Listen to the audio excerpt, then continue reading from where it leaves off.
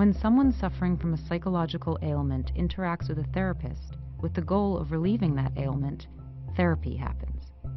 It comes in all shapes and sizes. There are currently over 400 different systems of psychotherapy. But one family of practices, the psychodynamic approach, has its roots in the Freudian tradition of psychoanalysis, which encourage people to explore their childhood memories and by doing so develop insight into their psychological difficulties.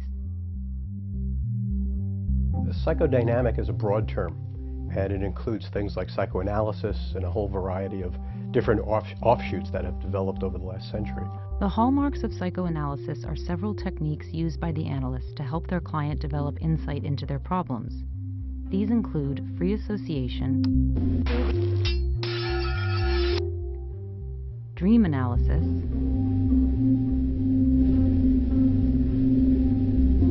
interpretations of thoughts and actions,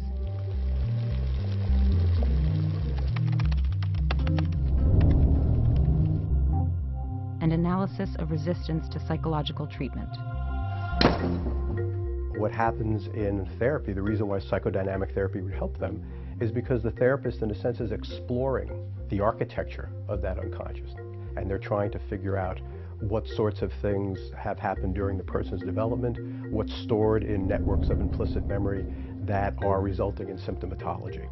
So the unconscious, in a sense, rests in our evolutionary history, our developmental history as individuals, and also in our traumatic history, because a lot of trauma is stored in networks of memory that are unconscious. And some of Freud's techniques were free association, for example. He would ask someone to say a word, and he'd say, well, what does that remind you of? And he would just have them continue. And it's not linear, it's not rational.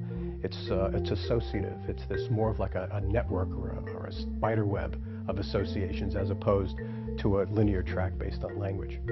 Freud felt that dreams had specific or particular meanings for people.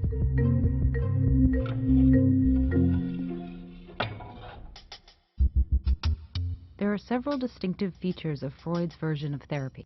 Well, probably the most distinctive things, two things, would be that the client's lying down on some kind of a couch. And the second distinctive thing is that Freud would sit behind his clients. Psychodynamic therapies now include a range of therapy techniques that have grown from the core concepts of Freud's system, but have gradually been refined and realigned. For example, therapists now are less likely to interpret a client's statement as a sign of unconscious sexual or aggressive impulses. And what does this mean to you? I don't know. I get this sort of feeling that you're the type of person who needs to keep active. If you don't keep active, something goes wrong. Is this true? Yes. You see, you've established a pattern, haven't you?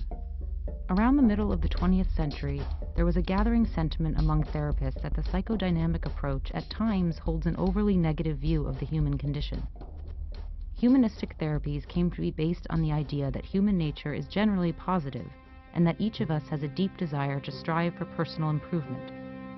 Humanistic therapies strives to be congruent, empathetic, and unconditionally positive.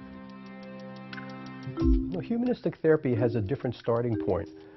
We're not thinking about the evolutionary Darwinian past and the deep history of the brain. We're really thinking in terms of human experience, the phenomenological experience of the client. So this guy that you went to town with really said you're no good? Is that what you're telling me? In humanistic therapies, the therapist and client usually sit facing one another, and the therapist strives to have the same message conveyed by her words, facial expression, and body language.